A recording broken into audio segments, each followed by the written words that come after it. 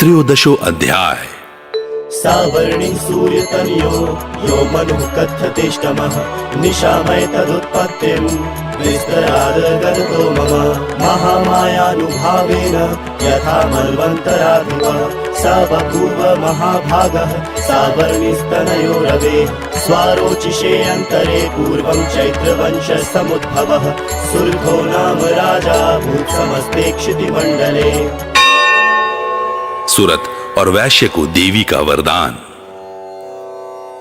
जो उदय काल के सूर्य मंडल की सी कांति धारण करने वाली हैं, जिनकी 4 भुजाएं और 3 नेत्र हैं, तथा जो अपने हाथों में पाश, अंकुश, वर एवं अभय की मुद्रा धारण किए रहती हैं, उन शिवा देवी का मैं ध्यान करता हूं।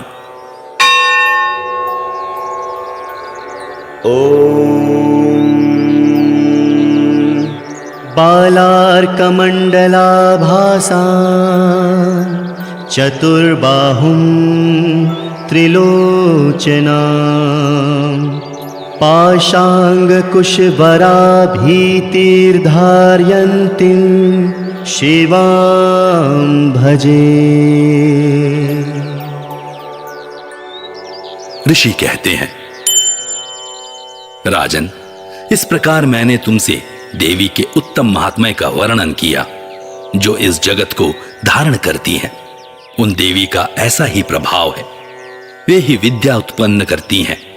भगवान विष्णु की माया स्वरूपा उन भगवती के द्वारा ही तुम, ये वैश्य तथा अन्यान्य विवेकी जन मोहित होते हैं, मोहित हुए हैं तथा आगे भी मोहित होंगे।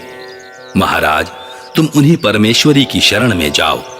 आराधना करने पर वे ही मनुष्यों को भोग, स्वर्ग तथा मोक्ष प्रदान करती हैं।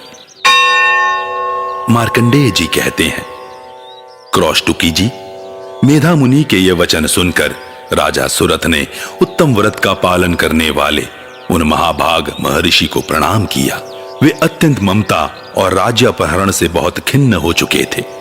महामुनि, इसलिए विरक्त होकर वे राजा तथा वैश्य तत्काल तपस्या को चले गए और वे जगदम्बा के दर्शन के लिए नदी के तट पर रहकर तपस्या करने लगे। वे वैश्य उत्तम देवी सूक्त का जप करते हुए तपस्या में प्रवृत्त हुए।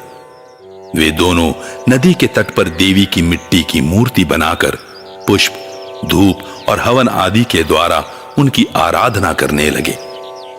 उन्होंने पहले तो आहार को धीरे धीरे कम किया, फिर बिल्कुल निराहार रहकर देवी में ही मन लगाए एकाग्रता पूर्वक उनका चिंतन आरंभ किया।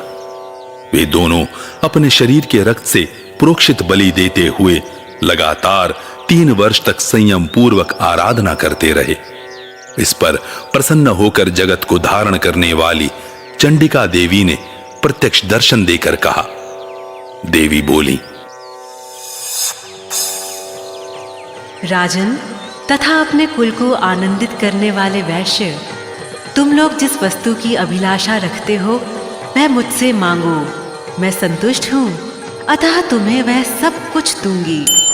मार्कंडेय जी कहते हैं, तब राजा ने दूसरे जन्म में नष्ट न होने वाला राज्य मांगा तथा इस जन्म में भी शत्रुओं की सेना को बलपूर्वक नष्ट करके पुनः अपना राज्य प्राप्त कर लेने का वरदान मांगा।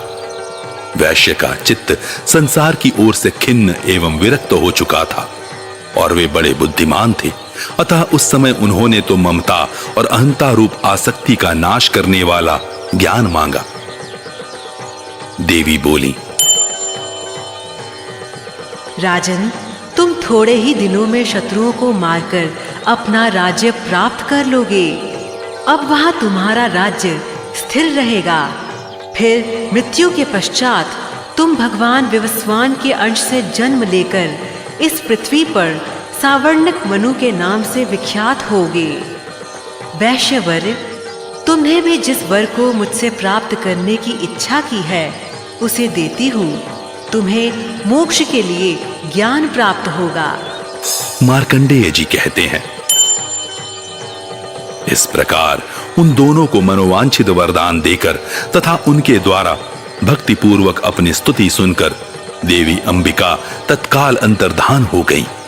इस तरह देवी से वरदान पाकर क्षत्रियों में श्रेष्ठ सुरथ सूर्य से जन्म ले सावर्णी नामक मनु होंगे।